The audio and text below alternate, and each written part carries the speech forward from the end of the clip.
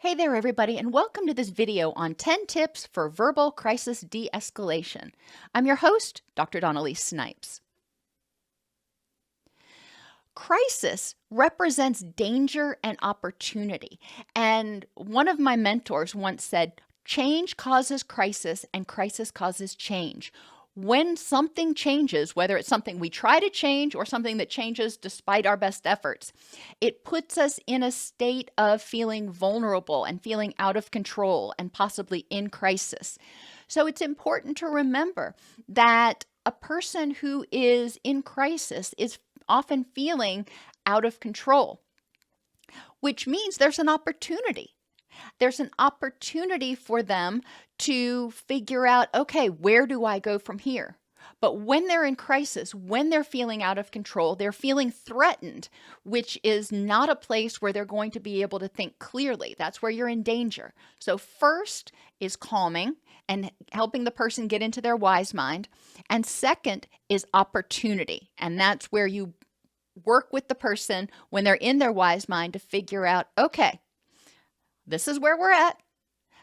What is the best way to improve the next moment? Where do you want to go from here? People in crisis feel unsafe and powerless and are trying to regain those things.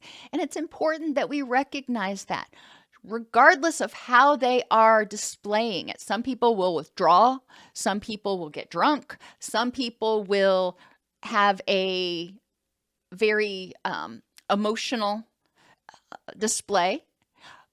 But ultimately, all of those people are feeling unsafe and powerless, and they're trying to figure out, how do I make this feeling stop? How do I either feel more empowered or just make the feeling stop?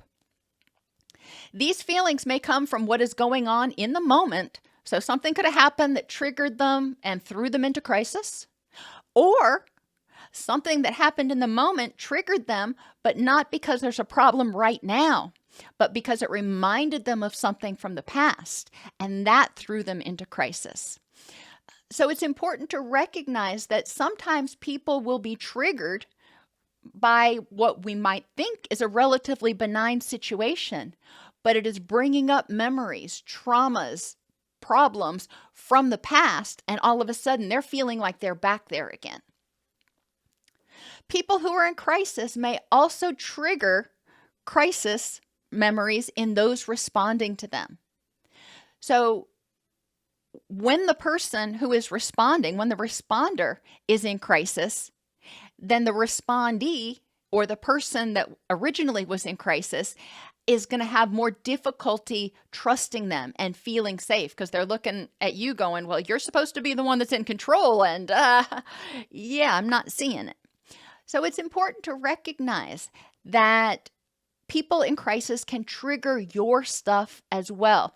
And even if you keep it under wraps or keep it contained while you're handling that situation, you may need to process it after the crisis situation, because it may have opened some old wounds for you. So what are these 10 tips? Get grounded so you know you are safe in the moment. This is before you even approach them. Get grounded. Look around, go, okay, I'm safe right now. I can see that there are no apparent threats. We're good.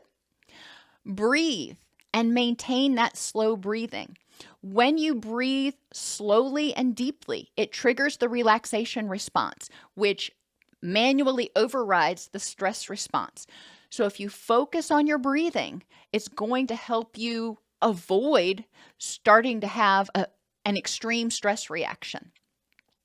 So take a couple of slow, deep breaths. Breathe in for 4, hold for 4, exhale for 4, hold for 4, and maybe do it again before you approach the person. Okay, whether you're sitting in your car and you've got to approach them because they're on a park bench, or if you are having to respond to their home because you're an apartment manager and you got a call about, ruckus going on in the household, whatever it is, take a few breaths, get yourself centered. Taking this extra 30 seconds or a minute to get grounded and get focused is going to be a lot more beneficial than rushing in there.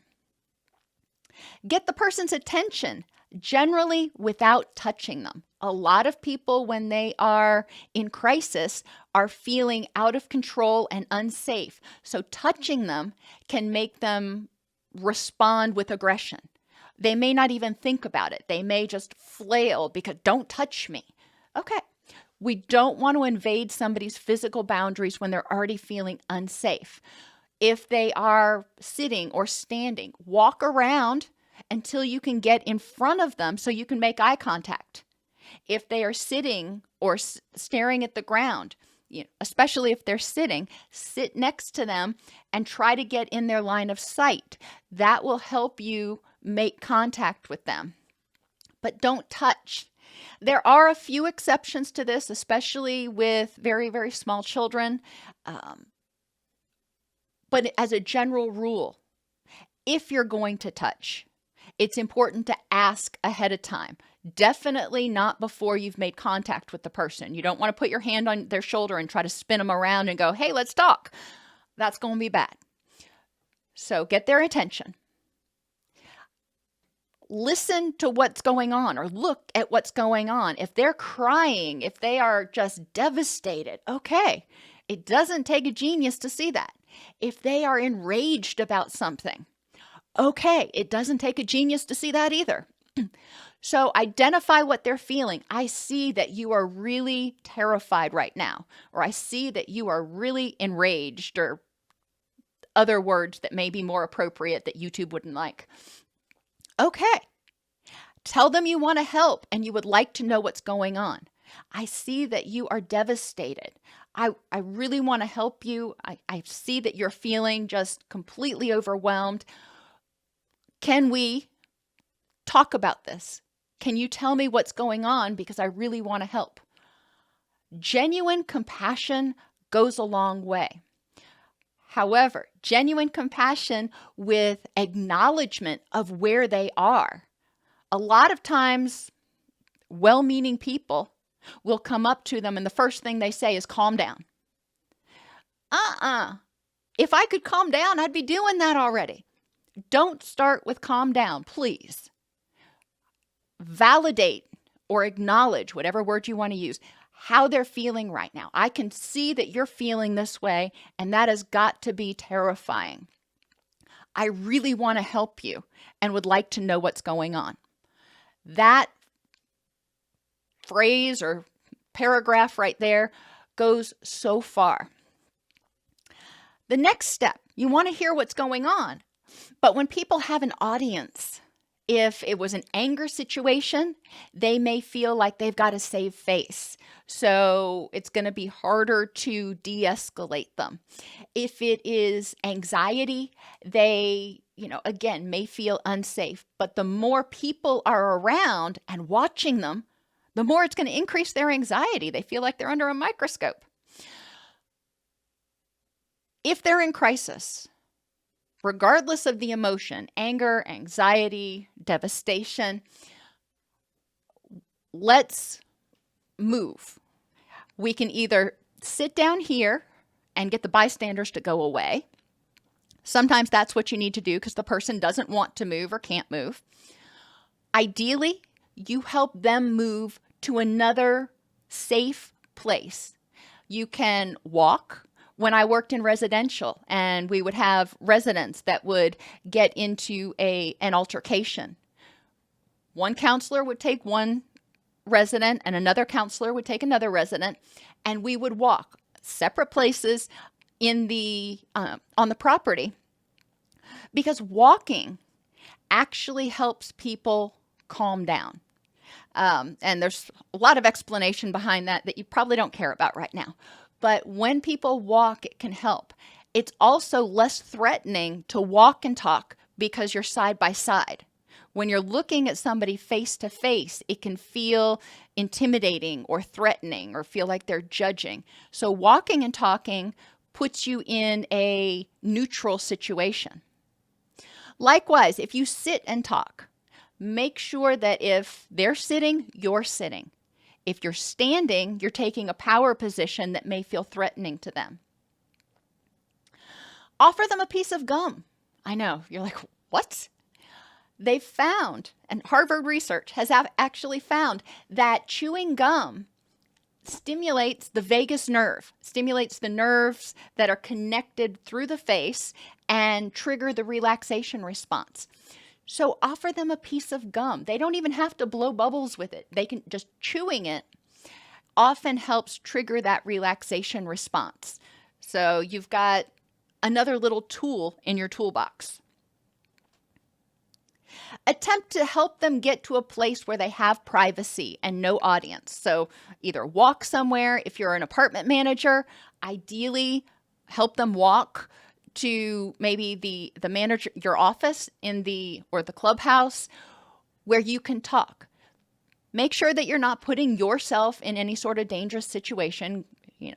But also you're trying to remove the audience. That way they don't feel like they're on display. They don't feel like they're being judged. They don't feel like they've got to continue to make a statement.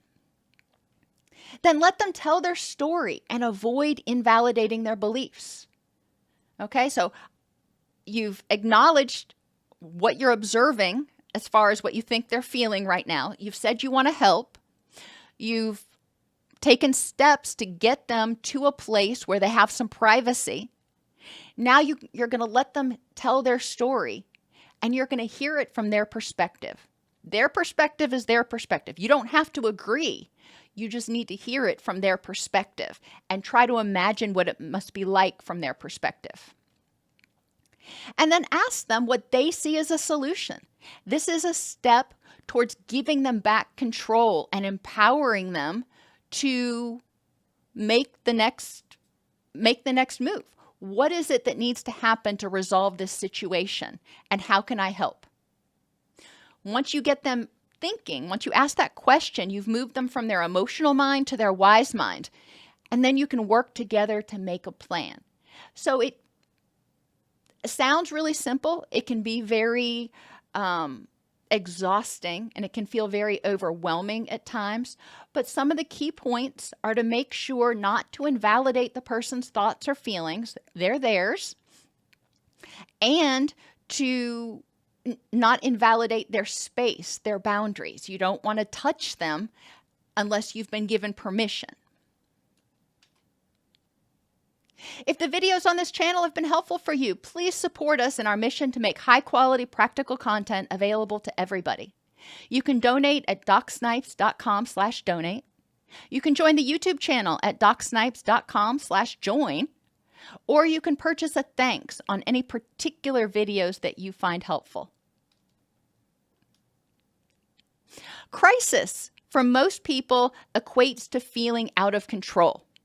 Crisis de-escalation requires a calm, comforting presence that helps the person feel heard, safe, and empowered to regain control.